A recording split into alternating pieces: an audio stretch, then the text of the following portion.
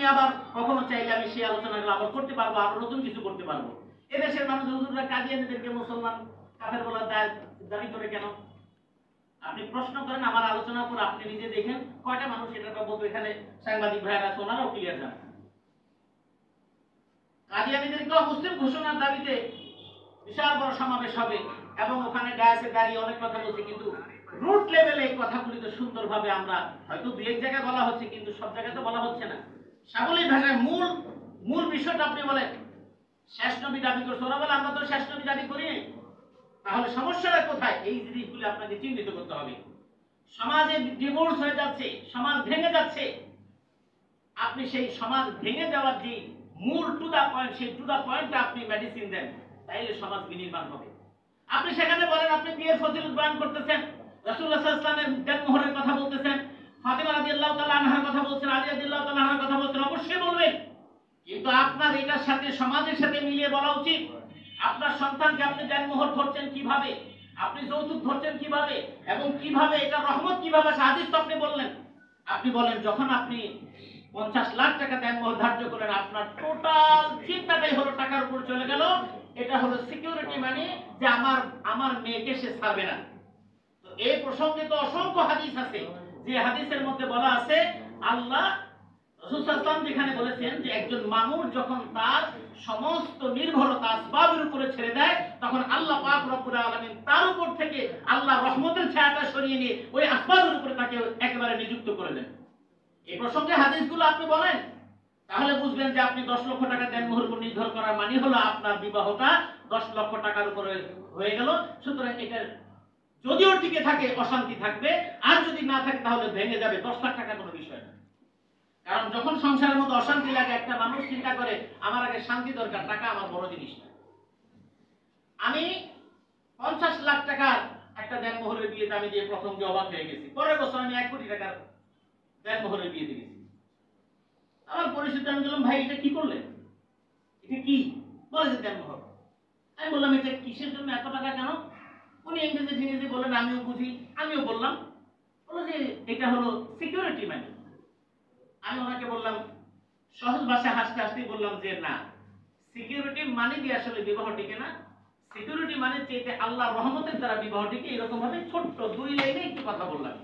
উনি হাসি দিয়ে বললেন তো আসলে বুঝি ভাইজান, আসলে দুর্ভাগ্যবশত পরবর্তীতে আমি যখন ওই বাড়িরই আরেকটা বিয়ের অনুষ্ঠানে গিয়েছি, তখন আমি শুনতে পেলাম 2 বছরের মাথায় সেই সংসারটা ভেঙে গিয়েছে। আপনি এই কথাটা আপনি সমাজকে বলেন না কেন? এভাবে বলেন, আপনারা বলেন, আমরা বলি। এরকম ভাবে প্রত্যেকটা বিষয়। আজকে মাদকাসক্ত আমাদের সন্তানেরা, আপনি কেন বলেন না বাবা আপনি সিগারেট খান এই জন্য আপনার ছেলে গাঁজা খায়? আপনি এই কথাটা কেন বলেন না বাবা আপনি সিগারেট খাওয়ার কারণে আপনার ছেলে এখন ইয়াবা খায়? কারণ একটা সন্তানের ফার্স্ট টাইম তার সিগারেট খাওয়ার অভ্যাসটা হয় তার বাবার প্যাকেট থেকে সিগারেট চুরি করে খাওয়ার মাধ্যমে। আপনি সন্তান বড় হয়ে গেছে, তার সামনে সিগারেটের বাক্সটা কিভাবে সুন্দর করে স্টাইল করে খুলছেন, এরপর আবার এটার মধ্যে নতুন স্টাইলের মধ্যে ঢুকে তারপর এমন করে টানছেন। আপনার সন্তান অনুকরণ প্রিয়, আপনি এটা বলেন। এই অনুকরণ প্রিয় হওয়ার কারণে এটা দেখে দেখে সন্তান, এখানে আমরা যারা আছি, এখানে মোটামুটি যারা আছি, তাদের অনেকেরই মনে আছে গ্রামাঞ্চলে আগে এই বিড়ির পিছনের অংশটা, ওই অংশটা টোকায় টোকায় অনেক মানুষ যারা অভাবী ছিল তারা বাকিটুকু টানে টেনে টেনে খেত। এটা দেখে দেখে বাচ্চা পোলাপানেরা পাটখড়ি ভেঙে ওটা ধরিয়ে আড়াল আবদারে একজন আরেকজনের টানতার কাষ্ট।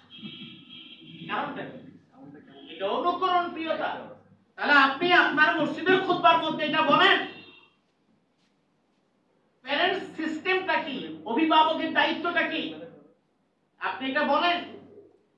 আজকে কোচিং সেন্টারে যাওয়া প্রয়োজন, যেটাই হোক যাচ্ছে, আপনি তাকে এটা বুঝান যে আপনার কোচিং সেন্টারে আপনার যে সন্তানকে নিয়ে আপনি ঘন্টার পর ঘন্টা ব্যয় করছেন, এই অজুহাতে আপনি নামাজ বাদ দিচ্ছেন, এই অজুহাতে এটা বাদ দিচ্ছেন। সময়ের ব্যবধানে এই সন্তানটা হাই স্কুল, হাই লেভেল, একেবারে সেকেন্ডারি হায়ার স্কুল লেভেল পার হয়ে ইউনিভার্সিটি যাবে, তখন তো আপনার ব্যস্ততা, ততদিনে আপনি গ্লাসের দিকে তাকায় দেখবেন চুল সব সাদা হয়ে গিয়েছে।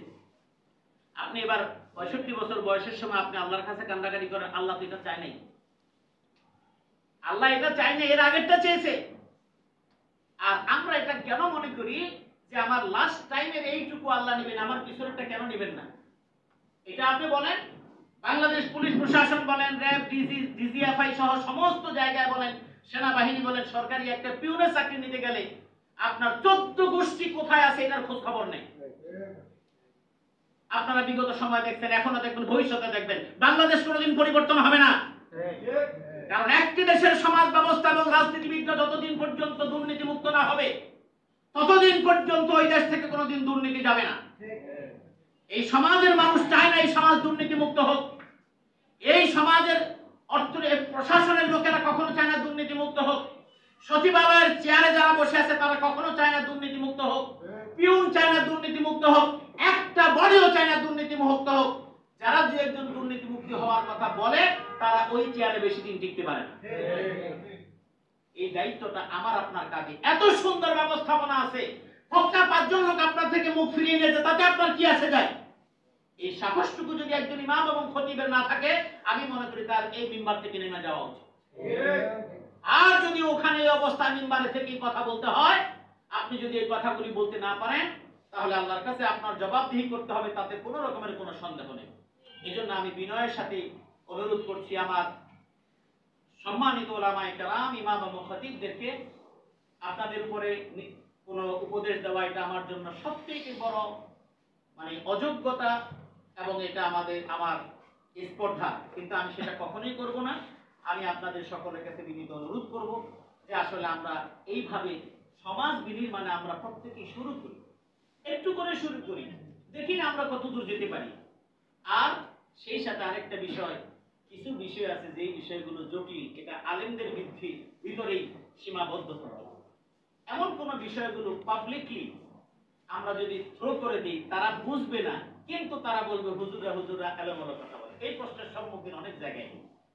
তো আমরা সব কিছুর মধ্যে ব্যালেন্স করে অর্থাৎ শরীয়তের মাসআলা মাসাইলগুলোকে সুন্দরভাবে উপস্থাপন করি, সমাজের ত্রুটিগুলো একদম টু দা পয়েন্ট আকারে আমরা উপস্থাপন করার জন্য চেষ্টা করতে পারি, তাহলে আশা করা যায় আমাদের সমাজ ইনশাআল্লাহ ইমাম এবং খতিবদের খুতবার আলোকে, ইসলামের আলোকে, কোরআন সুন্নাহর আলোকে বিলীনিত হবে।